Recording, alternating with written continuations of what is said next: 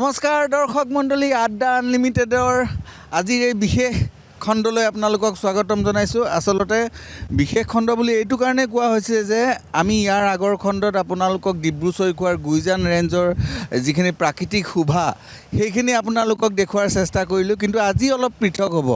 আজি আমাৰ অভিযানটো অলপ যদিও বিপদসংকুল হ'ব, বতৰো বৰ এটা ভাল নহয়, তথাপি আমি চেষ্টা কৰিম। আজি আমি যিহেতু আছোঁ ডিব্ৰু-চৈখোৱা ৰেঞ্জত, আৰু বৰ্তমান আমি চৈখোৱা ৰেঞ্জ অফিচৰ পৰা আমি যাবলৈ ওলাইছোঁ দিবাং আৰু লোহিত এই দুইখনৰ সংগমস্থলীলৈ। আচলতে মই এতিয়াও শুদ্ধকৈ কৈ আছোঁ নে ভালকৈ নাজানো, কিন্তু আজি আপোনালোকক আমাৰ আশা আছে যে আমি আপোনালোকক দেখুৱাব পাৰিম ৰিভাৰ ডলফিন অলপ সুকীয়াকৈ। আমাৰ যি বনৰীয়া ঘোঁৰাৰ কাৰণে ডিব্ৰু-চৈখোৱা বিখ্যাত, বনৰীয়া ঘোঁৰা দেখুৱাবলৈ চেষ্টা কৰিম। মুঠতে আজি আপোনালোকক বনৰক্ষী বনকৰ্মীসকলৰ সৈতে আপোনালোকক ডিব্ৰু-চৈখোৱাখন নতুন ৰূপত দেখুৱাবলৈ চেষ্টা কৰিম। আমাৰ লগতে থাকক।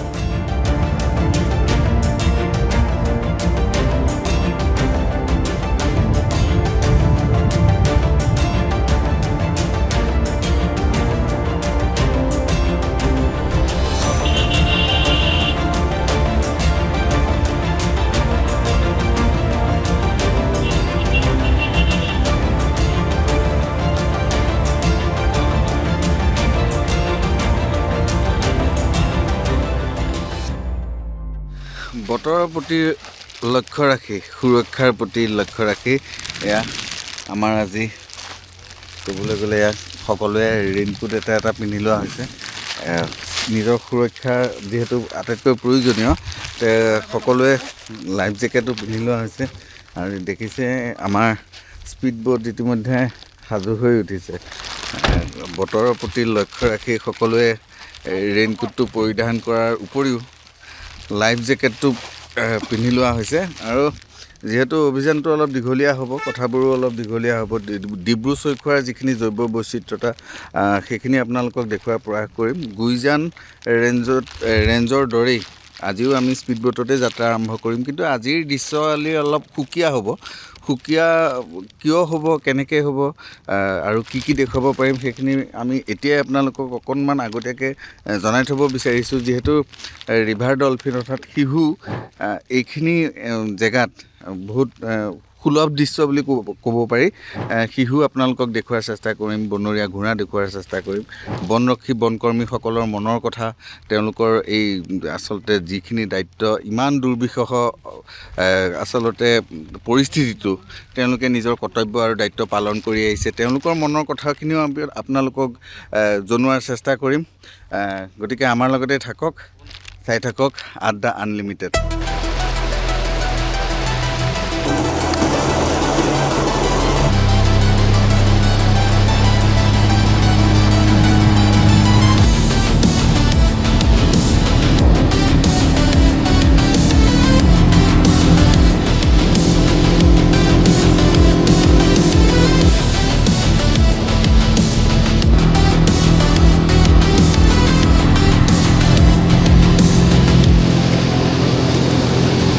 যিহেতু ডিব্ৰু-চৈখোৱা ৰাষ্ট্ৰীয় উদ্যানৰ আমি মাজত আছোঁ আৰু চৈখোৱা ৰেঞ্জত আছোঁ। যিহেতু যোৱাবাৰ আমি গুইজান ৰেঞ্জৰ পৰা আপোনালোকক গুইজানৰ ডিব্ৰু-চৈখোৱাৰ প্ৰাকৃতিক শোভা আপোনালোকক দেখুৱাবলৈ চেষ্টা কৰিলোঁ, জৈৱ বৈচিত্ৰ্যসমূহ আপোনালোকক দেখুওৱাৰ চেষ্টা কৰিলোঁ, কিন্তু আজিৰ আমাৰ অভিযান যাত্ৰা অলপ সুকীয়া। আমি বৰ্তমান গৈ আছোঁ লোহিত আৰু দিবাঙৰ যিটো সংগমস্থলী, সেই সংগমস্থলীলৈ গৈ আছোঁ। আৰু আমাক আজি তত্ত্বাৱধায়ক হিচাপে বনৰক্ষী বনকৰ্মীসকলতো আছে, বিশিষ্ট অভিজ্ঞ ব্যক্তিসকল আছে। তীক্ষ্ণজ্যোতি বকলিয়াল ডাঙৰীয়া আছে, মুক্তাৰ হুছেইন ডাঙৰীয়া আছে, গোটেই বনৰক্ষী বনকৰ্মীসকল আছে। তেওঁলোকৰ লগত কথা পাতিম আৰু তেওঁলোকৰ মনৰ কথাও গম পাম, আৰু ডিব্ৰু-চৈখোৱাৰ যিখিনি কথা সাধাৰণ মানুহে নাজানে সেইখিনি আপোনালোকক জনোৱাৰ চেষ্টা কৰিম। যিহেতু আমি লোহিত আৰু দিবাঙৰ সংগমস্থলীলৈ গৈ আছোঁ, বকলিয়াল দেৱ, তাত আমি কিহৰ কাৰণে গৈ আছোঁ বা কিয় তাত মানে আচলতে সেইখিনি জেগা স্পেচিয়েল হয়? এতিয়া যিহেতু ধন্যবাদ প্ৰথম আমি এতিয়া লোহিত আৰু দিবাঙৰ যিটো সংগমস্থলী হয় তাত গৈ আছোঁ।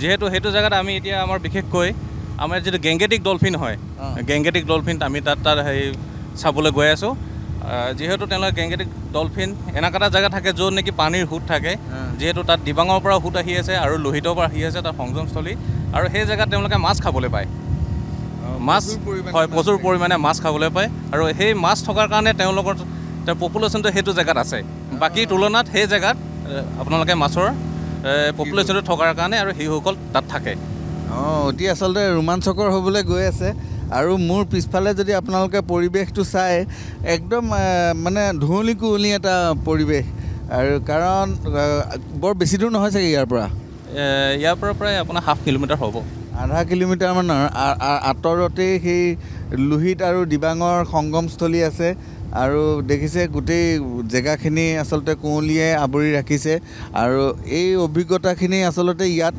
নথকাকৈ বুজাবলৈ অকণমান দিগদাৰ হয় যিয়ে নহওক আমাৰ অভিযান চলি আছে ডিব্ৰু-চৈখোৱা ৰাষ্ট্ৰীয় উদ্যানৰ আচলতে মাদকতা অলপ সুকীয়া আৰু অন্য অভয়াৰণ্যবিলাকৰ দৰে নহয় ইয়াত আপুনি জীপ চাফাৰী এলিফেণ্ট চাফাৰী সেইখিনিৰ কথা আপুনি পাহৰি যাওক কাৰণ ডিব্ৰু-চৈখোৱাৰ যিখিনি আচলতে যিখিনি জেগাত ডিব্ৰু-চৈখোৱা অৱস্থিত তাত যদি আপোনালোকে যদি কেতিয়াবা ড্ৰোন ভিউ চায় তেতিয়াহ'লে দেখিব যে পানীৰ এখন যেন মকৰা জালৰ নিচিনা এটা সৃষ্টি হৈ আছে বিভিন্ন ধৰণৰ নদী সুঁতি নলা সকলো আহি আচলতে ডিব্ৰু-চৈখোৱাখনক বিচিত্ৰময় কৰি তোলে আৰু এইখিনিতে মই আৰু এটা কথা কৈ থওঁ যিহেতু বকলিয়াল দেৱো আছে ডিব্ৰু-চৈখোৱালৈ আহিলে মানুহে সাধাৰণতে আপত্তি এটা কয় যে ঘপককৈ আমি কাজিৰঙাৰ দৰে নেদেখিলোঁ মানসৰ দৰে নেদেখিলোঁ মোৰ হিচাপতো এটা কথা কওঁ যে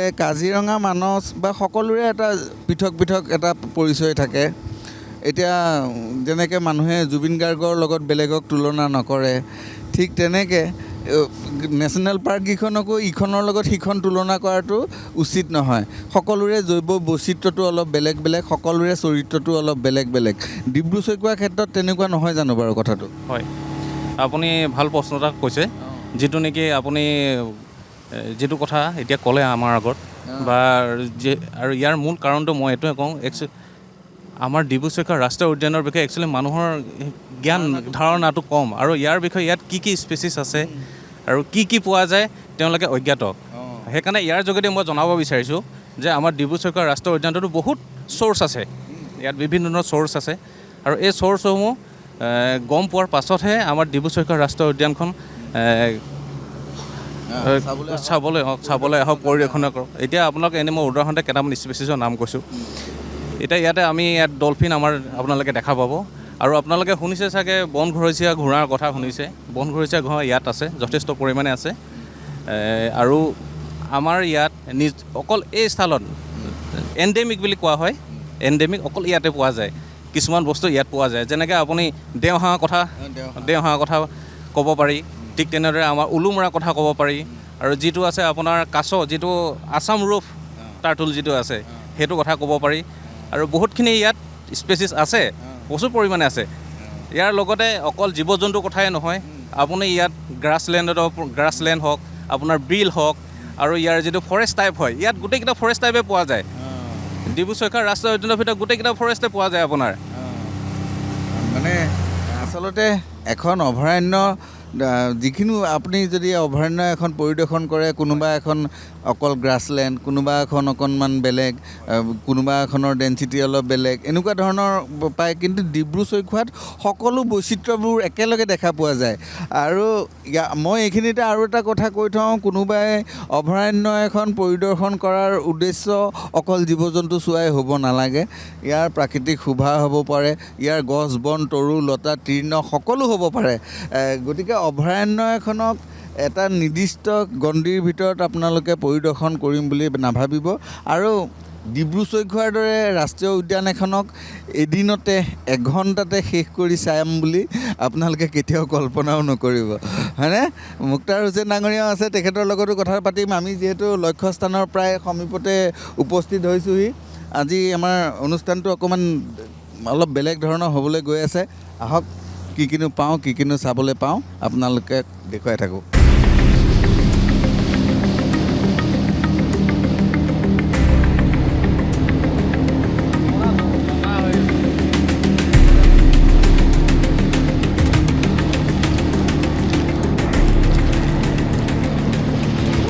ধুঁৱলি কুঁৱলী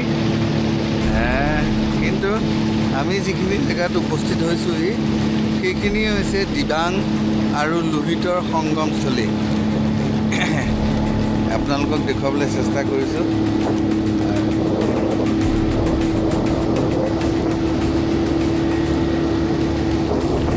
আৰু এইখিনি জেগাতেই আচলতে প্ৰচুৰ পৰিমাণে মাছ থাকে আৰু মাছৰ প্ৰচুৰ পৰিমাণে থকাৰ কাৰণে মাছ ইয়াতে ৰিভাৰ ডলফিন, গংগেটিক ডলফিন বা আমাৰ স্থানীয় নাম শিহু ইয়াত প্ৰচুৰ পৰিমাণে দেখা পোৱা যায়।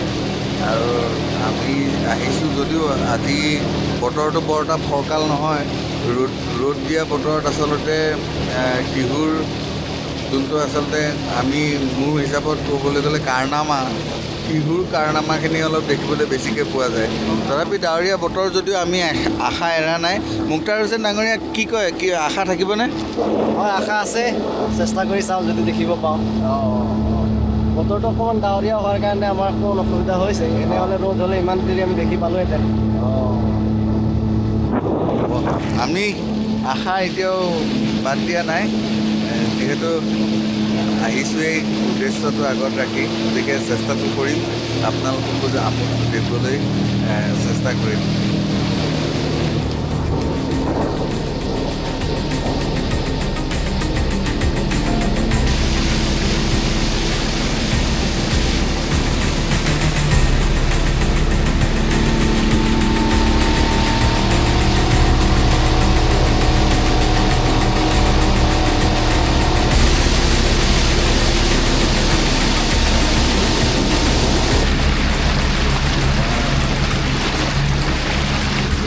আচলতে ৰিভাৰ ডলফিন দেখি থকা হৈছে, কিন্তু আমাৰ কেমেৰাত আপোনালোকক দেখুৱাব পৰা হোৱা নাই, কাৰণ গোটেই ধুঁৱলি কুঁৱলী এটা পৰিৱেশ।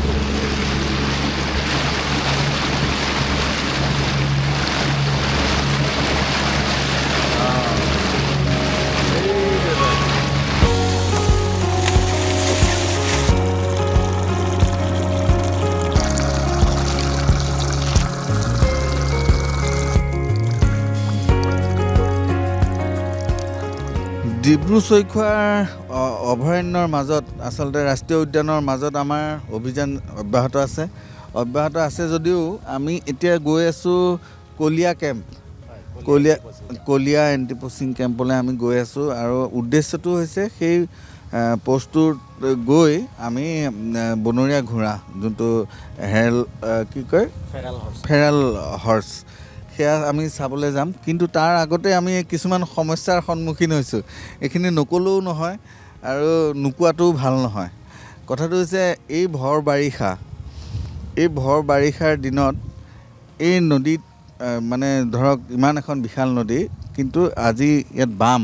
আমাৰ যদিও এইখন স্পীড বোটত ইমান দ পানী নহ'লেও এইখন আৰামত যাব পাৰে, কিন্তু ইয়াত এনেকুৱা এটা পৰিৱেশ হৈছে যে যাবলৈ বাদ নাই, সকলোফালে নদী বাম হৈ পৰিছে। এক অৰ্থত ক'বলৈ গ'লে নদীত পানী কম হৈ পৰিছে। ভৰ বাৰিষাটো অসমৰ নদীবিলাকত বৰ্তমান পানীৰ অভাৱ হৈছে। এইটো কিয় হৈছে, কেলৈ হৈছে, বা এইবিলাক কথাবিলাক অকণমান চিন্তনীয়। আপোনালোকে চিন্তা কৰেনে?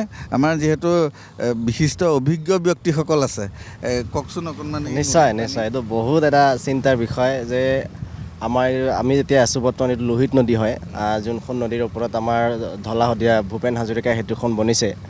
আপোনালোকে চাব, খৰালি দিনত যদি আজিৰ ডেটত খৰালি দিনত সেই দলংখনত আপোনালোকে অলমষ্ট খোজকাঢ়ি ইপাৰ সিপাৰ হ'ব পাৰিব। তো আমাৰ এই লোহিত নদীৰ যোনটো পানীৰ লেভেলটো আছে, প্ৰত্যেক বছৰতে ইয়াৰ লেভেলটো বেয়াৰ ফালে গতি কৰিছে।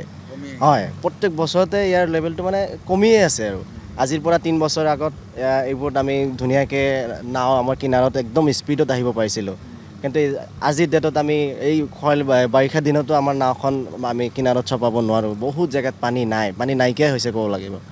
তো এইটো বহুত এটা ডাঙৰ চিন্তাৰ বিষয়। নিশ্চয়। আৰু বহুতে কয়, আৰু বিশিষ্ট ব্যক্তিসকলেও কয়, নদীসমূহৰ ওপৰত যিবিলাক ডেম বনোৱা হৈছে, ডাঙৰ ডাঙৰ বান্ধ বনোৱা হৈছে, সেই বান্ধবিলাকৰ প্ৰভাৱো এইটো এটা হ'ব পাৰে। নিশ্চয়, খুব সম্ভৱতঃ সেইটো কাৰণতে প্ৰত্যেক বছৰতে নদীৰ যোনটো পানীৰ লেভেলটো কমি আছে, সেইটোৱে হ'ব কাৰণটো মোৰ মতে। আৰু এনেকুৱা দেখা যায় যে নদীৰ এই পানী কমাৰ এইটো গ্ল'বেল ৱাৰ্মিঙৰো এটা প্ৰভাৱ হ'ব পাৰে। আমাৰ প্ৰকৃতিৰ প্ৰতি আমাৰ দায়িত্ব জ্ঞানহীনতাৰ ফলতো এইবিলাক নিশ্চয় হ'ব পাৰে। গতিকে মানুহ আমি সজাগ হ'ব খুব প্ৰয়োজন হৈছে। এনেকৈ হৈ থাকিলে এটা সময়ত পানীৰ কাৰণে আমি হাহাকাৰ হ'ব লাগিব নে? অৱশেষত আমি পাইছোঁ যেন লাগিছে। সেইফালে বনৰক্ষী বনকৰ্মীসকল আমাৰ দেখিছোঁ, যিহেতু আহিছোঁ কলীয়া কেম্পলৈ আৰু ইয়াৰ পৰা বৰ বেছি দূৰ নহয় আমাৰ উদ্দেশ্য মানে লক্ষ্য স্থানলৈ, য'ত আমি আপোনালোকক বনৰীয়া বন ঘৰচীয়া ঘোঁৰা দেখুৱাবলৈ পাৰিম বুলি আশা কৰিছোঁ। চেষ্টাটো কৰিমেই, তথাপিও আহিছোঁ এতিয়া কলীয়া কেম্পলৈ। চাওঁ ইয়াৰো পৰিৱেশখিনি আপোনালোকক দেখুৱাওঁ, পাৰিলে বনৰক্ষী বনকৰ্মীসকলৰ মনৰ কথাও আপোনালোকক জনাওঁ। তো আমি লেণ্ডিং হৈ গৈছোঁহি, এতিয়া নামিব পাৰোঁ আৰু।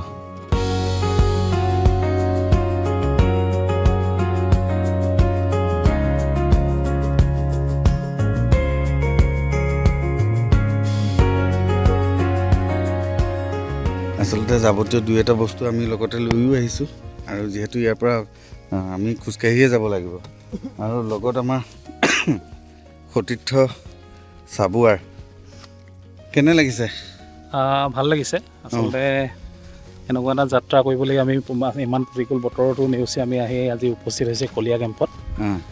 আৰু ইতিমধ্যে আমি দেখি আহিলোঁ ডলফিন, আৰু আমি এতিয়া গৈ আছোঁ বনৰীয়া ঘোঁৰা চাবৰ বাবে।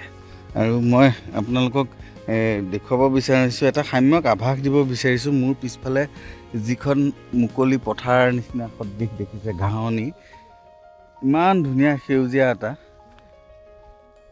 আৰু ইয়াত যিকোনো আচলতে যিসকল যিবিলাক ঘাঁহ খোৱা জীৱ আছে, জীৱ জন্তু, সেইসকলৰ কাৰণেতো স্বৰ্গভূমি সদৃশ। ইমান ধুনীয়া এটা পৰিৱেশ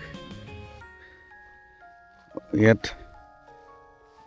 লগতে মই এইটোও কৈ থওঁ, এয়া খুব সম্ভৱ বনৰীয়া ম'হৰ লাড। আৰু মই ইয়াৰ আপোনাক সামগ্ৰিক পৰিৱেশটো এবাৰ দেখুৱাই দিব বিচাৰিছোঁ, ইমান ধুনীয়া।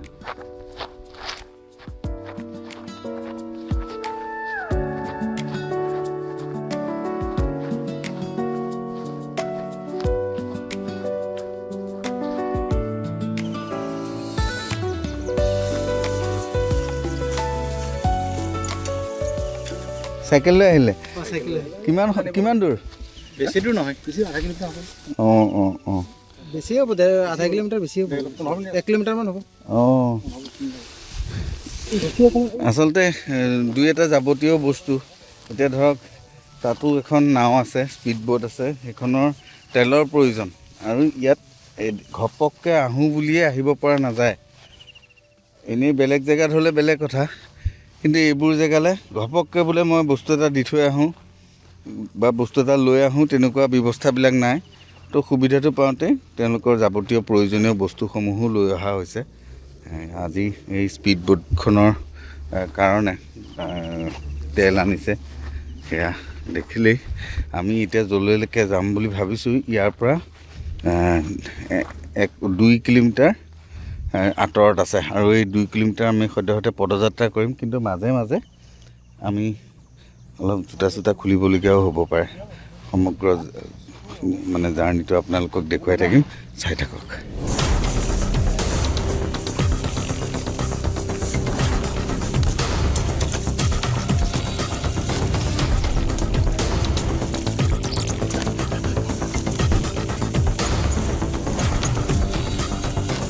যিহেতু গভীৰ অৰণ্য তেখেতলোকৰ দায়িত্ব, ডিউটি, আৰু সেই ডিউটি যিহেতু পালন কৰি থকাৰ সময়ত বাহিৰৰ জগতৰ পৰা সম্পূৰ্ণ আঁতৰি থাকে।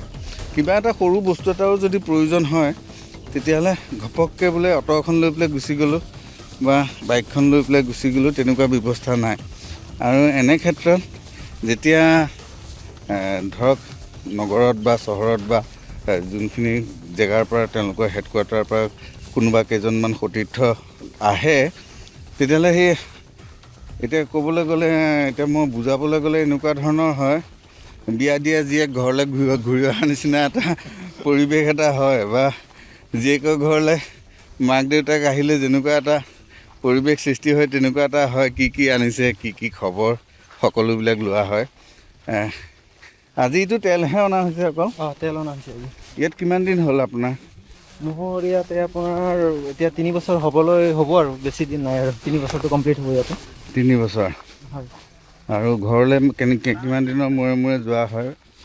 ঘৰলৈ এতিয়া আপোনাৰ মানে ঘৰৰ পৰিস্থিতি সাপেক্ষে ধৰক যোৱা হয় আৰু। অঁ কেতিয়াবা 2 মাহ মূৰতো যোৱা হয়, এমাহ মূৰতো যোৱা হয়, অঁ এমাহ অঁ মূৰতো তেনেকৈ মিলাই মিলি আৰু ভাল। পৰিস্থিতি ঘৰত প্ৰয়োজন হ'লে যাব লাগে আৰু। আৰু যিহেতু ঘৰৰ দায়িত্ব কিছুমানো থাকে, হয় মানে কি আৰু ঘৰৰ দায়িত্ববিলাক সুচাৰুৰূপে চলাবলৈ কাৰোবাক দায়িত্ব দি নিজে ঘৰখনৰ মূল মানে চালিকা শক্তি হিচাপে যিহেতু নিজৰ দায়িত্ব কৰিয়েই যাব লাগিব, সেয়ে চাকৰি সূত্ৰেই হওক এই অৰণ্যৰ মাজত দিন ৰাত একাকাৰ কৰি প্ৰাকৃতিক সম্পদসমূহ সুৰক্ষা প্ৰদান কৰা, অকল প্ৰাকৃতিক সম্পদসমূহেই নহয়, জনতাকো আমাৰ জীৱ জন্তুৰ পৰা ৰক্ষা কৰা, গোটেইখিনি দায়িত্ব আচলতে বন বিভাগৰ হাততেই থাকে। এই গোটেই কথাখিনি একেবাৰতে ঘপককৈ বুজাই দিলে এদিনীয়া মানুহে বুজি নাপাব। মই ইয়াৰ আগতেও কৈছোঁ যে যদি 2-এদিনৰ কাৰণে কোনোবা মানুহ চহৰৰ পৰা অৰণ্যৰ মাজত ফুৰিবলৈ আহে, তেতিয়া হয়তো কথাটো অলপ বেলেগ ধৰণৰ হ'ব। সেইটো ৰোমাঞ্চকৰ অভিজ্ঞতা, অভিযান তেনেকুৱা ধৰণৰ শব্দবিলাক হ'ব। কিন্তু ইয়াত যিসকলে অহৰ্নিশে দিন ৰাত একাকাৰ কৰি কৰ্তব্য পালন কৰি আছে, তেওঁলোককহে সোধক অৰণ্যৰ আচল অৰ্থটো কি। যেতিয়া গম পাব, লাগ বুলিলেই আপোনালোকে চাইনিজ এটা খাব নোৱাৰিব, লাগ বুলিলেই আপোনালোকে চিনেমা এখন চাব নোৱাৰিব, য'ত নেটৱৰ্ক নাপায়, মন গ'লেই আপোনালোকে পাতো বুলিয়ে আপোনালোকে ঘৰৰ মানুহৰ লগত কথা পাতিব নোৱাৰে। তেনেকুৱা সময়ত কি এটা আচলতে মনৰ কণ্ডিশ্যন হ'ব পাৰে, সেইটো আপোনালোকে এবাৰ উপলব্ধি কৰি চাওক, এবাৰ ভাবি চাওক। তথাপি আমি আহি আছোঁ, যিহেতু অকণমান দূৰ আমি খোজকাঢ়ি যাব লাগিব। এয়া মোৰ সন্মুখৰ পৰিৱেশ, এইফালেদিয়ে যাব লাগিব। জোতাযোৰ ইয়াতে খুলি ল'ব লাগিব চাগে। খুলি ল'ব পাৰে, পানী একাঠমান আহে। জোতা খেলাৰ আমাৰ চিষ্টেমটো থাকে। অঁ।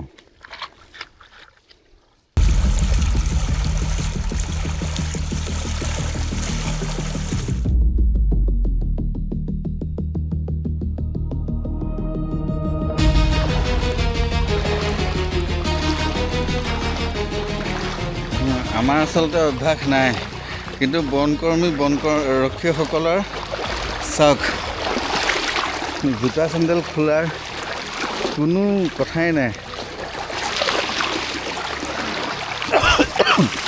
আচলতে বনৰক্ষীসকলৰ কাৰণে এয়া তেনেই সাধাৰণ কথা।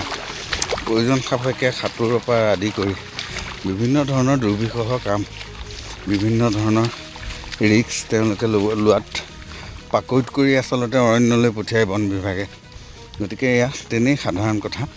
তথাপিতো আপোনালোককো অনুভৱটো কৰাব বিচাৰিছোঁ যে ফৰেষ্ট ডিপাৰ্টমেণ্টত চাকৰি বুলি ক'লেই অকল ঘৰত থকা মানুহটোক চিনি পালেই নহ'ব, তেওঁলোকে অৰণ্যত কেনেকৈ ডিউটি কৰে সেইখিনিও ভাবিব লাগিব।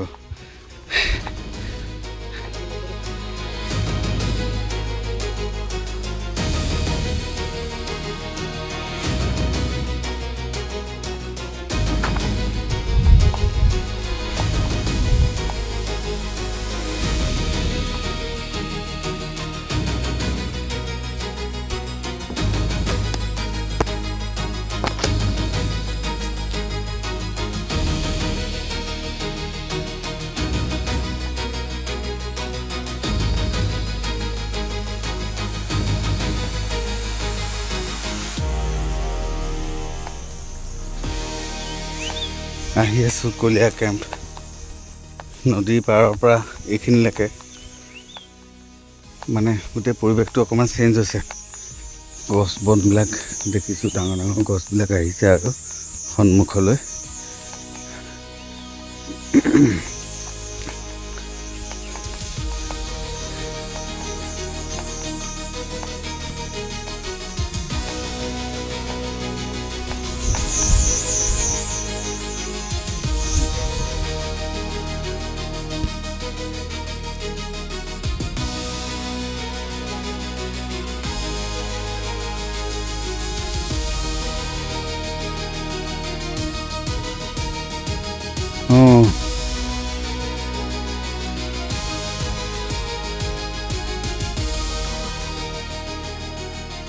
কলীয়া কেম্প আহি পাইছোঁ যেন লাগিছে। আঁতৰত এখন বৰ্ড দেখিছোঁ।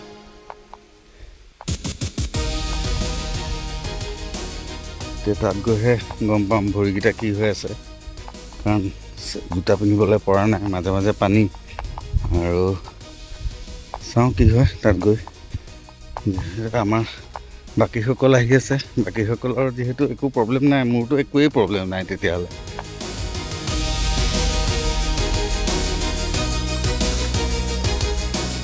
এয়া আমাৰ সন্মুখত ডিব্ৰু চৈখোৱাৰ আন এটা কেম্প। মই পৰিৱেশটো এইখিনিৰ পৰাই আপোনালোকক দেখুৱাই যাবলৈ চেষ্টা কৰিলোঁ।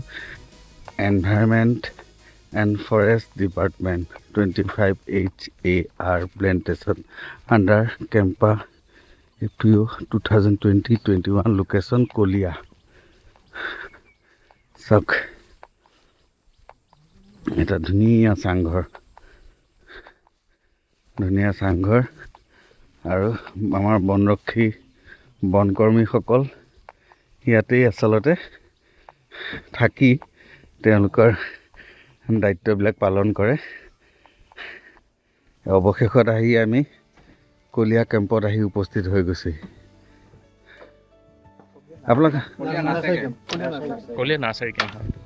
কলীয়া নাৰ্চাৰী কেম্প এই প্লেণ্টেশ্যনৰ কথাটো মোৰ অকণ ভুল হৈ আছিলে, তথাপিও একদম পূৰা ভিডিঅ'তে শুদ্ধ কৰাই দিছোঁ, আপোনালোকেও শুদ্ধকৈ ভাবক। অঁ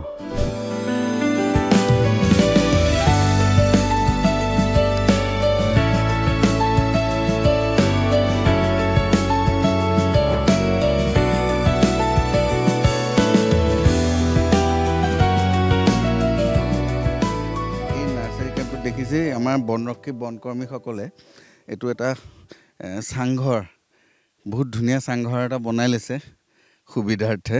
আৰু এইফালে আচলতে গোটেই নাৰ্চাৰী কাৰবাৰবিলাক হৈ আছে। মই যিহেতু ইয়াত অভিজ্ঞ বিশিষ্ট ব্যক্তিসকল আছেই, কি হৈ থাকে এইটো অফিচত কি কৰা হয়? হয়, এইটো প্ৰথমতে এটা ছাইড নাৰ্চাৰী কেম্প আছিলে। ইয়াতে আমাৰ এটা ছাইড নাৰ্চাৰী আছে।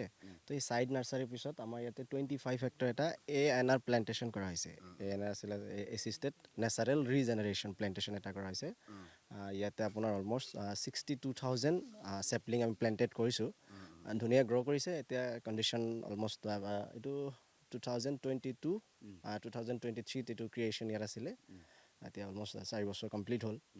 এতিয়া প্লেণ্টেশ্যনৰ কাম অলম'ষ্ট সমাপ্ত হৈছে প্ৰায়। তো এতিয়া পুলিখিনি ধুনীয়া কণ্ডিশ্যনত আছে। বগলীয়াল দেৱ আছে, ডাঙৰীয়া আছে যিহেতু। মই এতিয়া ইমান সুন্দৰকৈ আপুনি ইয়ালৈ কিমান দিনৰ মূৰে মূৰে আহে? প্ৰতি মাহতে অহা হয়। সেই কেম্পত ভিজিটো কৰা হয়। আৰু ডিউটি যেতিয়া আমাৰ পেট্ৰলিং ডিউটি হয় ৰেঞ্জৰ পৰা তেওঁলোকৰ কেম্পৰ ষ্টাফখিনি লৈ মেলি আমি ডিউটি মৰা হয়। এই নাৰ্চাৰীৰ যিখিনি সম্পদ, ধৰক যিখিনি আপোনালোকে গ্ৰ'থ ইয়াত বনাইছে, সেইখিনি আপোনালোকে ক'ত প্লেন কৰে? মানে কি ক'লে আকৌ? নহয় মানে ইয়াত ধৰক আপোনালোকে নাৰ্চাৰীখনত বিভিন্ন ধৰণৰ পুলি চুলিও আপোনালোকে তৈয়াৰ কৰে। এইটো প্ৰথমে আছিলে, এইটো আমাৰ ছাইড নাৰ্চাৰী আছিলে। ছাইড নাৰ্চাৰী বুলি ক'লে আপোনাৰ য'ত প্লেণ্টেশ্যনৰ এৰিয়া আছিলে 25 হেক্টৰ, তাৰ কাৰণে আমাৰ ছাইড নাৰ্চাৰী ক্ৰিয়েশ্যন কৰা হৈছিলে। তো ছাইড নাৰ্চাৰীৰ পৰা পুলিখিনি আমি সেই 25 হেক্টৰ প্লেণ্টেশ্যনতে ইউজ হৈছে গোটেইখিনি। তো কিছুমান পুলি আমাৰ ৰৈ গৈছে, কেতিয়াবা আমাৰ কোনোবা এটা পুলি ছাৰ্ভাইভ নকৰে, তাত আমি ভেকেঞ্চি ফিলিং কৰিব লগা হয়। তো তেনেকৈ কিছুমান পুলি ষ্টকত ৰখা হৈছিলে। সুন্দৰ। আচলতে বন বিভাগে এইখিনি কামো যে কৰি আছে ভিতৰি সেইবিলাক আমি সাধাৰণ মানুহে গম নাপাওঁ। আগতে কি হৈছিলে আপোনাৰ যিখিনি ৱাইল্ড লাইফ আছে, মানুহে ভাবে ৱাইল্ড লাইফৰ ভিতৰত প্লেণ্টেশ্যন নকৰে, কিন্তু সেইটো ভুল ধাৰণা হয়। আমাৰ যিহেতু মেনেজমেণ্ট প্লেন বনোৱা হয়, মেনেজমেণ্ট প্লেনত যদি একেবাৰে আপোনাৰ ডিগ্ৰেডেড এৰিয়া য'ত নেকি আপোনাৰ খালী জেগা, সেই খালী জেগাত প্লেণ্টেশ্যন কৰা আমাৰ এটা হেৰি আছে, ৰুল আছে। সেই ৰুলৰ নিয়ম অনুসৰি ইয়াত প্লেণ্টেশ্যন কৰা হৈছে প্ৰায় 25 হেক্টৰ। আৰু এই প্লেণ্টেশ্যন কৰা প্ৰায় 80% মান আমি ছাকচেছফুল হৈছোঁ। আৰু প্ৰায় আপুনি নিজে দেখিছে এইবোৰ, ইয়াত আপোনাৰ ধুনীয়াকৈ গছবোৰ হেৰি হৈছে, ডাঙৰ হৈছে। আৰু এবছৰ আমি ইয়াত আছে। আৰু এই পাঁচ বছৰৰ পিছতে লাহেকৈ আমি ইয়াত যিটো চাৰিকাষে যিটো বাউণ্ডেৰী আছে, সেই বাউণ্ডেৰীটো আমি ইয়াৰ পৰা আঁতৰাই দিম। হয়, তাৰ পৰা আঁতৰাই দিয়া হ'ব। যিহেতু অলপ ডাঙৰ হ'ব, ডাঙৰ হোৱাৰ পাছত জীৱ জন্তু আহি ইয়াৰ ভিতৰত সোমাব পাৰিব। সোমাই মেলি তেওঁলোকৰ ইয়াৰ তলত ছাঁহো ল'ব পাৰিব। সেইটো কাৰণে ইমান ডাঙৰ ডাঙৰ পদক্ষেপ, এটা সুন্দৰ পদক্ষেপ, চিন্তাটো আচলতে বহুত ধুনীয়া। আৰু ইমান এইবিলাক কাৰবাৰো যে বন বিভাগে কৰি থাকে, মই বিশেষকৈ নাজানো, বাকী বহুতে জানে যদিও নাজানো। সাধাৰণ মানুহ হিচাপে বহুতেই নাজানে যে ফৰেষ্ট বিভাগেও এনেকৈ কোনোবা চন পৰা মাটিত এখন অৰণ্যৰ সৃষ্টি কৰে, যাদৱ পায়েঙৰ দৰে। মইতো কওঁ বন বিভাগৰ প্ৰত্যেকজন মানুহে এজন যাদৱ পায়েং হৈ উঠক, অসমখন আৰু ফলে ফুলে জাতিষ্কাৰ কৰি তোলক, প্ৰাকৃতিক সম্পদেৰে ভৰপূৰ কৰি তোলক। যিহেতু আহি ইয়াত পাইছোঁহে, দেখিছে, আৰু ৰ'বলৈ সময় নাইকিয়া নিচিনা হৈছে। তথাপি সকলোৰে লগত কথা পাতিম, আমি সকলোৰে লগত কথা পতাৰ চেষ্টা কৰিম। হেৰি, আপোনাৰ কিমান দিন হ'ল ঘৰলৈ নোযোৱা? ঘৰলৈ গৈছিলোঁ, গৈ আহিলোঁ, কিন্তু ইয়াত মই নতুন। নতুন হয়, মানে আগতে ক'ত আছিলে? আগতে মই দীঘলটঙত আছিলোঁ, দীঘলটঙ বিট অফিচত। তাৰপৰা আহিলোঁ, স্কুলত থাকিলোঁ, দীঘলটঙ বিটত গ'লোঁ, তাৰপৰা ইয়ালৈ আহিলোঁ। আজি 2 মাহ হোৱাই নাই। মানে একদম নগৰৰ পৰা আহি একদম পূৰা ভিতৰত পাই গ'লহি। ঠিকে আছে। আৰু মই এইখিনিতে আপোনালোককো দেখুৱাব বিচাৰোঁ যে আমাৰ ইয়াতে থকা যিসকল বনৰক্ষী বনকৰ্মী আছে, নিজে আচলতে কলৰ খেতিও কৰি লৈছে সুবিধাৰ্থে। আৰু আপোনালোকে ভাবিব পাৰিব যে এইখিনি জেগাত থকাটো কিমান এটা কষ্টকৰ কাম। কাৰণ আপোনালোকে চহৰত থকাৰ দৰে ইয়াত ঘপককৈ বোলে মেগী 1 পেকেট আনি পেলাই বনাই খাই দিওঁ, তেনেকুৱা ছিষ্টেমটো ইয়াত নাই। ইয়াত যিখিনি আপোনালোকে প্ৰকৃতিয়ে দিছে বা প্ৰাকৃতিকভাৱে যিখিনি বস্তু ইয়াত আপোনালোকে উৎপাদন কৰিব পাৰে, তেওঁলোকে সেইখিনিকে উৎপাদন কৰি 2-এটা নিজৰ প্ৰয়োজন ইয়াত আচলতে পূৰাব বিচাৰিছে আৰু বিচাৰে। আৰু ক'বলৈ গ'লে সাধাৰণতে যেনেকৈ আমাৰ চহৰৰ ঘৰ এখনত মাছ মাংস উভৈনদী হৈ থাকে, ঠিক তেনেকুৱা ইয়াত নহয়। ইয়াত আপোনালোকে যেতিয়া গম পাইছে যে ভৰ বাৰিষাৰ দিনত ইয়াত যেতিয়া যাতায়াতৰো অভাৱ হ'ব, এতিয়া দেখিছে তেল আজি আনিছে, সেই যাতায়াতৰ কথাটো ঠিক তেনেকৈ কোনোবা দিনা যেতিয়া তেলৰ অভাৱ হ'ব, যাব নোৱাৰিব হ'ব, যাতায়াত নাইকিয়া হ'ব, ঠিক তেনেকৈ ইয়াতে তেওঁলোকে ইয়াত প্ৰাকৃতিকভাৱে পোৱা কচু ঢেকীয়া এইবিলাকে দিয়ে আচলতে এসাঁজ দুসাঁজ তেনেকৈয়ে চলাই দিবলগীয়া হয়। ক'বলৈ গ'লে এটা বহুত ধুনীয়া, প্ৰত্যেকজনে এজন বিয়েৰ গিলছ বুলিও ক'ব পৰা যায়। যিয়ে নহওক, কথা পাতি থাকিম, দেখুৱাই থাকিম, দেখুৱাবলগীয়া বহুত কিবাকিবি আছে। মেইন উদ্দেশ্যটোতো আছেই, লক্ষ্যস্থানটোতো আছেই। কলীয়া কেম্পলৈ যাম, কেম্পৰ পৰা আমি বন ঘৰচীয়া ঘোঁৰাও চাম। আমাৰ লগতে থাকক, চাই থাকক আড্ডা আনলিমিটেড। পহু ওলাইছে, পহু। এইফালে এটা দৌৰি গুচি গ'ল, এইফালে থাকি গ'ল, মানে আকৌ যাবগৈ ন? এইফালে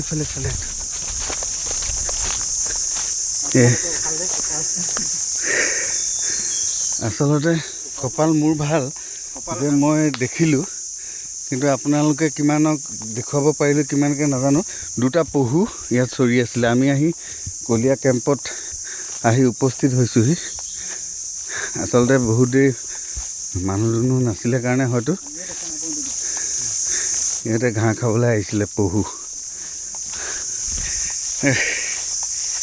এতিয়াহে হাঁহিটো ভালকৈ ওলাইছে। আপোনালোকক দেখুৱাব নোৱাৰিলোঁ, কিন্তু মই দেখিলোঁ। আমি চেষ্টা কৰিম পিছতো আপোনালোকক দেখুৱাই থাকিবলৈ।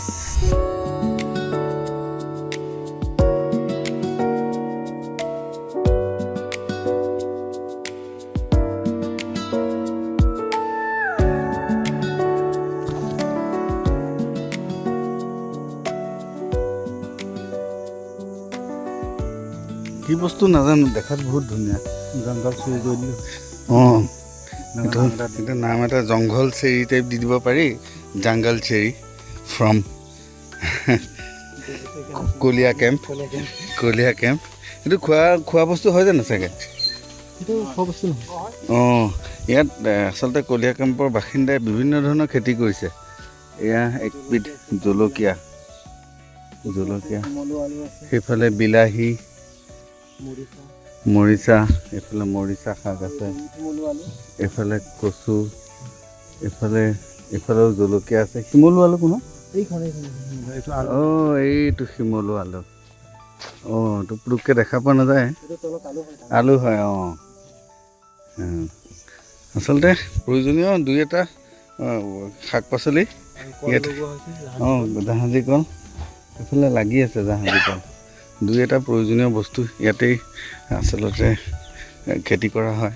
তথাপিও ইয়াত আৰু এটা সুন্দৰ বস্তু দেখিছোঁ, এইটো কেইবাটাও আছে, ওপৰতো আছে।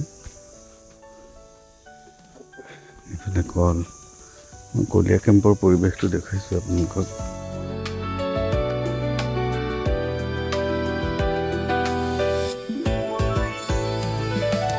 টিকনি বৰুৱা, ইয়াত মানে আচলতে খেতি কৰা হৈছে টিকনি বৰুৱাৰ। টিকনি বৰুৱাৰ সোৱাদৰ বিষয়ে আচলতে উজনি অসমৰ মানুহে খুব ভালকৈ জানে। টিকনি বৰুৱা বহুতে চিনিও নাপায়। মই আপোনালোকক আকৌ এবাৰ চিনাকি কৰাই দিওঁ টিকনি বৰুৱা কোনডালক কয়। ইয়াৰ পাতকেইটা, এইটো টিকনি বৰুৱাৰ লগত আচলতে বহুত খাদ্য ব্যঞ্জনৰ কথা আছে। ভৰি আঙুলি, এই আগত এটা অলমি আছে বুঢ়া আঙুলি, আমাৰ ভিডিঅ' জাৰ্নেলিষ্ট কংকন অৱশ্যে মোৰখিনি চেক কৰা নাই, জোকে খাই গোটেই তেজ কৰিছে। যিয়ে নহওক, এয়া অৱশ্যে মোৰ চেকটো কৰা নাই, মোৰ আছে যদি। মই আকৌ চবতকৈ ভয় কৰোঁ জোকলৈকে। চেকটো নকৰাই ভাল হ'ব, একেবাৰে ডাইৰেক্ট। তোমাকো ধৰিছে নেকি জোকে? ধৰিলে। অঁ এই তেজ ওলাই আছে।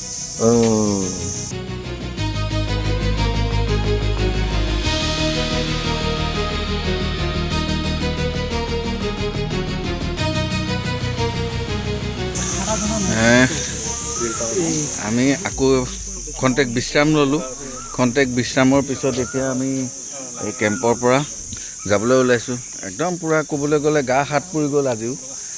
ইমান জংঘলৰ মাজত, ইমান গভীৰ অৰণ্যৰ মাজত একাপ ধুনীয়া ফিকা চাহ, লাল চাহ, আৰু একদম পূৰা গা মন সতেজ হৈ পুনৰ এতিয়া ওলাইছোঁ বন ঘৰচীয়া ঘোঁৰাৰ সন্ধানত। এইবাৰ আমাৰ লগত আৰু কেইজনমান যোগ দিছেহি, আৰু পুনৰ জংঘলে ক'বলৈ গ'লে যাত্ৰা আৰম্ভ কৰিছোঁ। ইমান দূৰ যাব লাগে কি কথা সেইবিলাক বাৰু পিছৰ কথা, কিন্তু আমাৰ চেষ্টা থাকিব যে বন ঘৰচীয়া ঘোঁৰা আপোনালোকক দেখুৱাওঁ।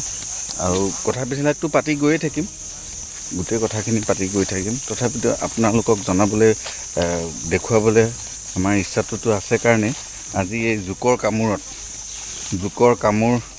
মহৰ কামোৰ এইবিলাককো মানে আওকাণ কৰি আমাৰ আড্ডা আনলিমিটেড আমি চলাই যাব বিচাৰিছোঁ। আমাৰ লগতে থাকক।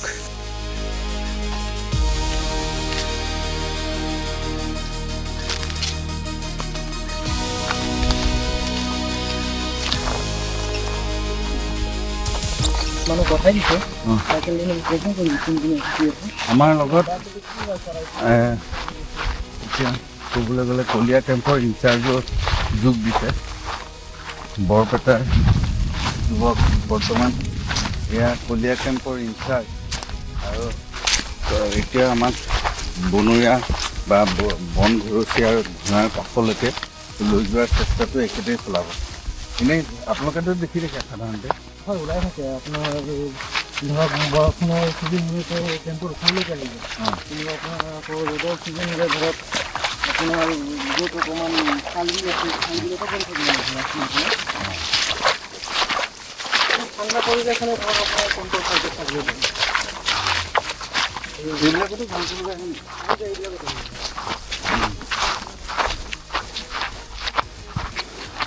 আচলতে এইবিলাক জেগাতো কেতিয়াবা বন ঘৰচীয়া ঘোঁৰা পোৱা যায় বা দেখা যায়। আৰু আজি আমাৰ চেষ্টা থাকিব যে আপোনালোকক বনঘৰচীয়া ঘোঁৰাৰ জাকটো ওচৰলৈকে যিমান পাৰোঁ ওচৰলৈকে গৈ আপোনালোকক দেখুৱাম।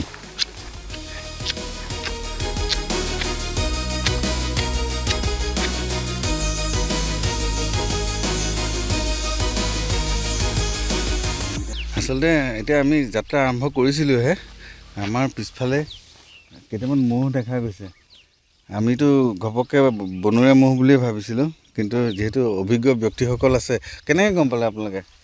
বনৰীয়া মহ যোনটো ছেফ থাকে আচলতে সেইটো চালে আমি একচুৱেলি গম পাওঁ। বনৰীয়া মহটো আপোনাৰ অকণমান গোল টাইপ আৰু ষ্ট্ৰং হয় বেছি, সেইটো আচলতে খুঁটিৰ মহ হয়।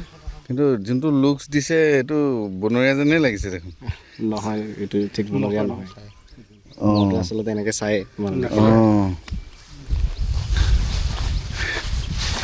যিয়ে নহয়, আচলতে মই ইয়াৰ আগতেও কৈছোঁ যে ডিব্ৰু চৈখোৱাৰ অন্তৰ্গত কেইবাখনো গাঁও আছে, আৰু ইয়াৰ এটা ভাল খবৰ হ'ল ইয়াৰ কেইটামান জেগা ইতিমধ্যে তাৰ পৰা তাত থকা ব্যক্তিসকলক বেলেগ এটা স্থানলৈ স্থানান্তৰিত কৰা হৈছে। আৰু দুখনকৈ বিখ্যাত গাঁও লাইকা দধিয়াৰো স্থানান্তৰণৰ কাৰণে বিভিন্ন প্ৰক্ৰিয়া চলি আছে, যদিও 160 ঘৰতকৈ অধিক 160 ঘৰমান মানুহক ইতিমধ্যে স্থানান্তৰ কৰা হৈছে। আৰু অৱশ্যে আছে 400 ঘৰমান মানুহ আছে, তেওঁলোককো স্থানান্তৰিত কৰাৰ প্ৰচেষ্টা চলি আছে। চৰকাৰে তাত উদ্যোগ লৈ আছে, বিভিন্ন আচলতে পৰিকল্পনা কৰি থকা বুলি আমি গম পাইছোঁ। আৰু যেতিয়ালৈকে এখন ৰাষ্ট্ৰীয় উদ্যানৰ ভিতৰত মানুহৰ বসতি থাকিব, তেতিয়া সেয়া মানুহৰ কাৰণেও বৰ এটা ভাল খবৰ নহয়, সেয়া জীৱ জন্তুৰ কাৰণেও বৰ এটা ভাল খবৰ নহয়। যিয়ে নহওক, আমাৰ লক্ষ্যস্থান যিহেতু বনৰীয়া বনঘৰচীয়া ঘোঁৰা, আহি আছোঁ। চাওক সামগ্ৰিক পৰিৱেশটো।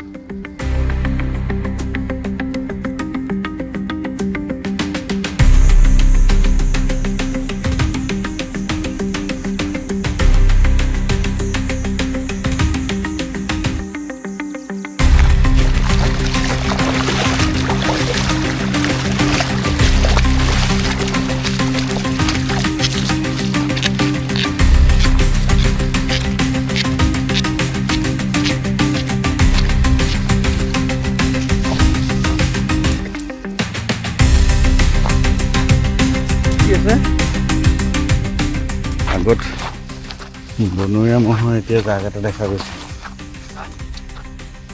চেষ্টা কৰিম।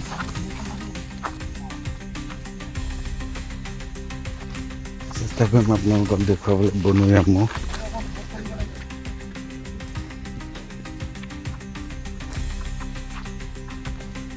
কিমানটামান আছে, কোনখিনিত বা? অঁ,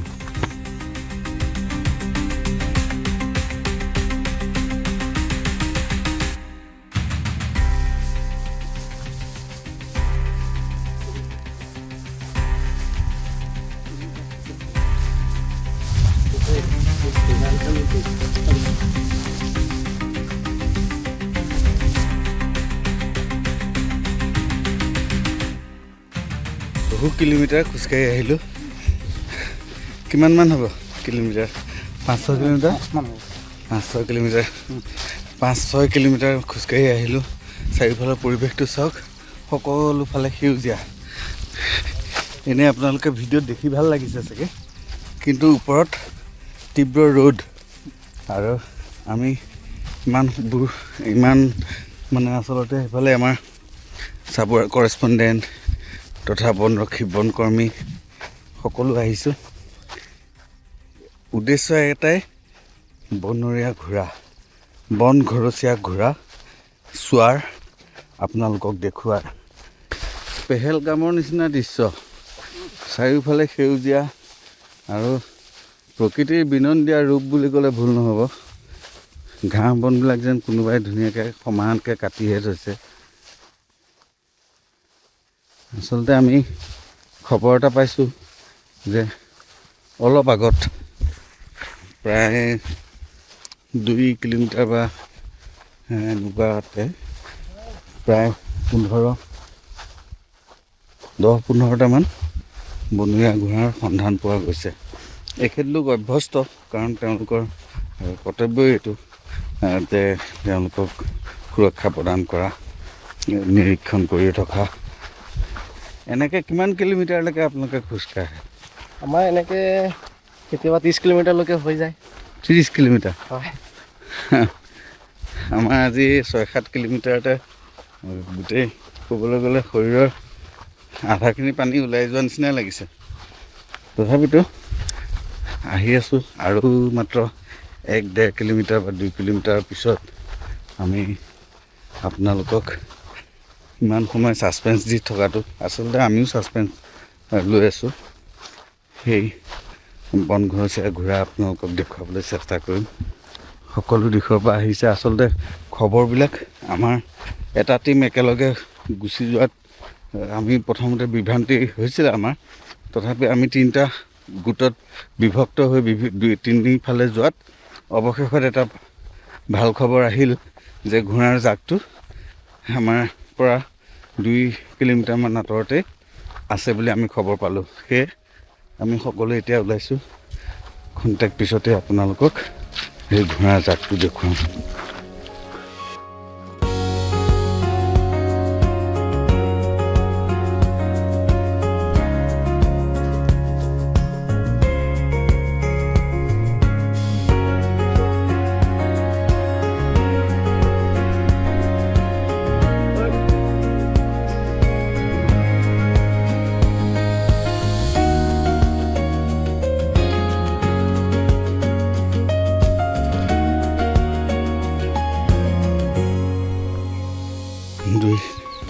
তিনি কিলোমিটাৰ মানেই হ'ল আহি আছোঁ, আৰু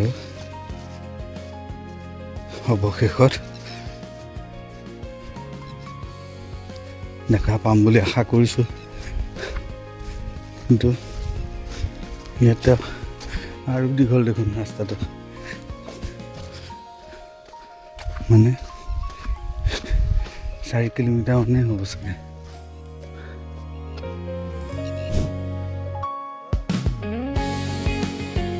বৰ্তমান মই উপস্থিত হৈছোঁহি, মোৰ পিছফালে সেই বন ঘৰচীয়া ঘোঁৰাকেইটা আছে। আমি যিমান পাৰোঁ ওচৰৰ পৰা আপোনালোকক দৃশ্যসমূহ দেখুৱাবলৈ চেষ্টা কৰিছোঁ।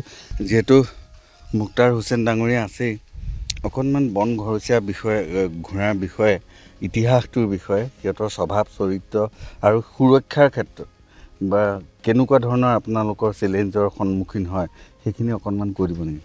হয়, এই বন ঘৰচীয়া ঘোঁৰা যিখিনি আছে আচলতে ফেৰাল হৰ্চেছ, এইখিনি আচলতে আপোনাৰ ডিচেণ্ডেণ্ট অফ ডমেষ্টিকেটেড হৰ্চ। আচলতে ঘৰচীয়া ঘোঁৰাৰ পৰা এইসকলে আপোনাৰ যোনটো বনৰীয়া পৰিৱেশ সেইটো এডাপ্ট কৰি লৈ নিজকে বনৰীয়া পৰিৱেশৰ লগত খাপ খুৱাই বহু বছৰ ধৰি ইয়াতে আছে। তো এই ঘোঁৰাখিনি এটা বিশ্বাস এটা আছে যে এই ঘোঁৰাখিনি আপোনাৰ ছেকেণ্ড ৱৰ্ল্ডৰ সময়ত আপোনাৰ ব্ৰিটিছ আৰ্মিয়ে এৰি থৈ যোৱা। ব্ৰিটিছ আৰ্মিয়ে যেতিয়া আপোনাৰ ঘোঁৰা ইউজ কৰিছিলে ছেকেণ্ড ৱৰ্ল্ডৰ সময়ত, যেতিয়া সিহঁতে ব্ৰিটিছ আৰ্মিখিনি আঁতৰি যোৱাৰ সময়ত সেই ঘোঁৰাখিনি ইয়াতে থাকি গ'ল। আৰু থাকি যোৱাৰ পিছত এই ডিব্ৰু চৈখোৱাৰ যোনটো বনৰীয়া পৰিৱেশ, তাতে আহি সোমাই গৈ সেই বনৰীয়া পৰিৱেশটো সিহঁতে এডাপ্ট কৰি ল'লে। আকৌ কিছুমান ইয়াতে আৰু এটা বিশ্বাস মানুহে, কিছুমান লোকেল মানুহে কয় যে এই ঘোঁৰাখিনি আচলতে ইয়াৰে লোকেল ঘোঁৰা হয়, যোন ঘোঁৰাখিনি নেকি আপোনাৰ বাৰিষা কালতো যিকোনো সময়তো ছাৰ্ভাইভ কৰিব পাৰে। তো সেইকাৰণে ব্ৰিটিছ আৰ্মিয়ে ইয়াৰ পৰা ঘোঁৰাখিনি লৈছিলেহে কিছুমান মানুহে আকৌ সেইটো বিশ্বাসো কৰে। কিন্তু আচলতে যোনটো বেছি আপোনাৰ গ্ৰহণযোগ্য তথ্য আছে সেইটো যে ব্ৰিটিছ আৰ্মিয়ে ছেকেণ্ড ৱৰ্ল্ডৰ সময়ত এই ঘোঁৰাখিনি এৰি থৈ গ'ল, যাৰ পিছত ঘোঁৰাখিনি আপোনাৰ এই ডিব্ৰু চৈখোৱাৰ বনৰীয়া পৰিৱেশটো পাই ইয়াতে মানে বহু বছৰ ধৰি ইয়াতে এডাপ্ট কৰি লৈ ইয়াতে আছে এতিয়ালৈকে। আচলতে আমি কথা পাতি থাকোঁতেই কেইটামান ঘোঁৰা হাবিৰ ভিতৰলৈ সোমাই গৈছে। আমি পিছে পিছে যোৱাটো কিমান সমীচীন হ'ব নাজানো, যাব পাৰিতো। এতিয়া বন্য পৰিৱেশত কেনেকৈনো আচলতে আমাৰ বন ঘৰচীয়া ঘোঁৰাকেইটা থাকে সেইটো আপোনালোকক দেখুৱাবলৈ চেষ্টা কৰোঁ।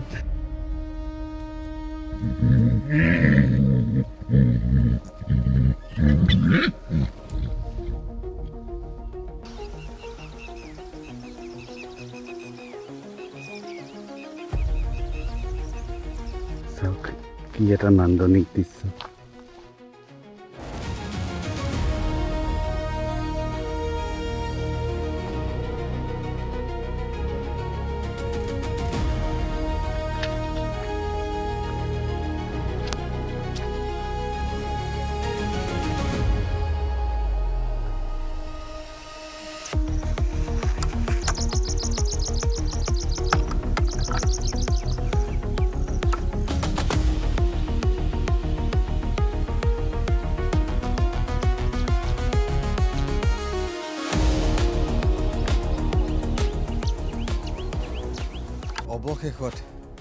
অৱশেষত ডিব্ৰু চৈখোৱাৰ সেই বিশেষ আকৰ্ষণ মোৰ পিছফালে আপোনালোকে দেখিবলৈ পাইছে।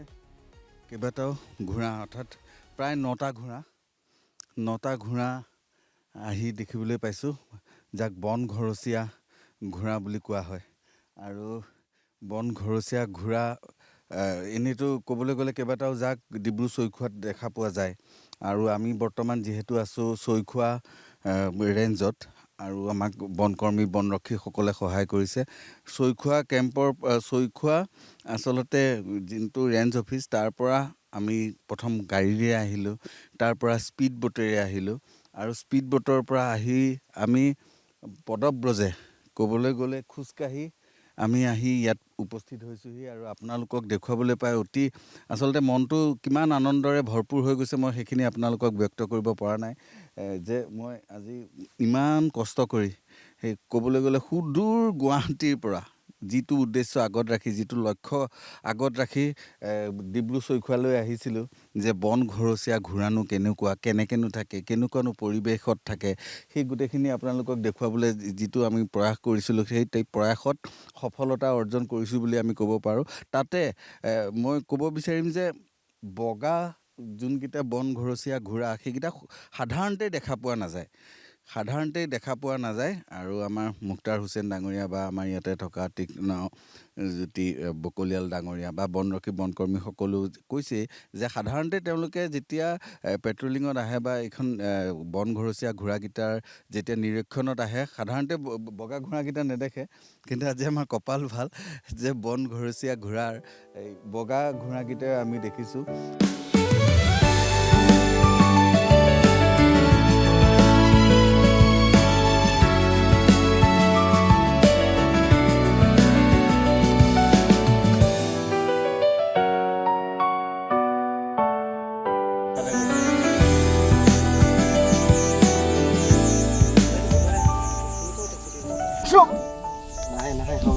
খাব নালাগে, লাঠি এটা ভাঙি লওঁ খালি।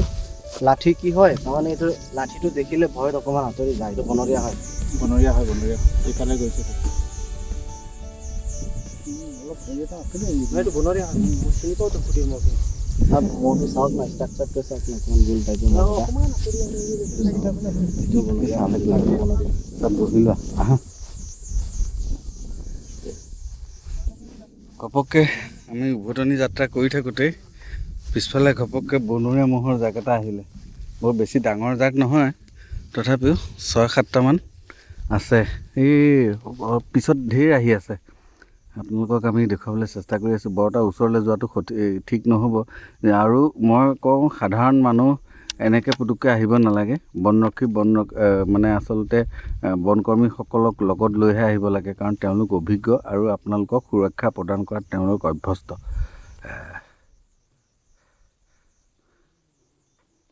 আমি অলপ ৰৈ দিছোঁ, যিহেতু মহকেইটাই অলপ চাউনিটো অলপ বেলেগ কৰিছে, আমাক শত্ৰু বুলি ভাবিছে। আৰু সেয়ে মেইন যোনটো গুণামহ সেয়া আমাৰ ফালে প্ৰায় পোনাই অহা নিচিনাই হৈছে। এয়া চাওক, আমাক ভিডিঅ' জাৰ্নেলিষ্ট কংকনে আপোনালোকক দৃশ্যসমূহ দেখুৱাব বিচাৰিছে। আচলতে বৰ মৰসাহ থাকিলেহে আমাৰ নিচিনা কামবিলাক কৰা যায়, আৰু যিটো কিন্তু বনৰক্ষীসকলে সদায় কৰি থাকে। এনেকৈ বনৰীয়া জীৱ জন্তুৰ সন্মুখত অকণো ভয় নকৰাকৈ ৰৈ থাকিব পৰাটো বহুত ডাঙৰ কথা। এইকণ সময়ত যদি এই বনৰীয়া মহকেইটাই আমাক পূৰা চোচা লয়, তেতিয়াহ'লে আমাৰ দৌৰিবলৈও অকণমান দিগদাৰ হ'ব। এয়া আমাৰ ফালেই আহিছে নিচিনা আমি চাওঁ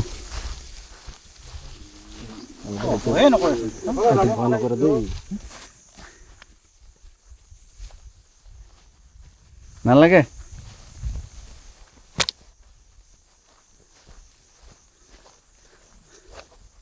সাহস এয়া সাহস চাওক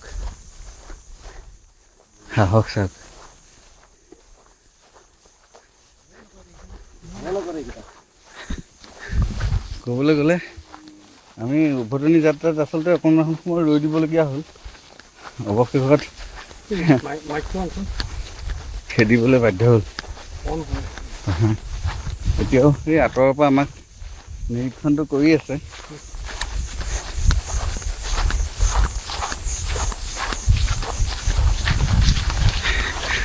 আমিও বেটা কম নহয় ন হে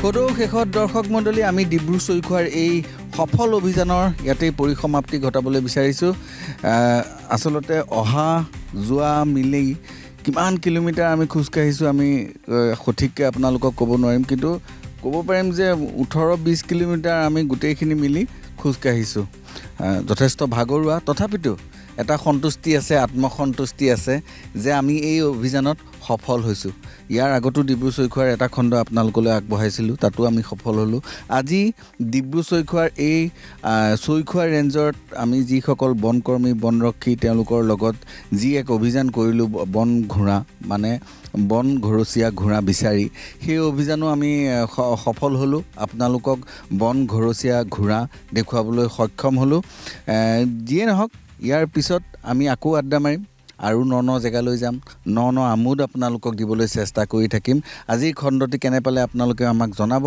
যিয়ে নহওক আজিলৈ ইমানেই অহা সপ্তাহত নতুন জেগাৰ পৰা নতুন তথ্য লৈ নতুন আমোদ লৈ পুনৰ লগ পাম চাই থাকিব আড্ডা আনলিমিটেড চাই থাকিব প্ৰথম খবৰ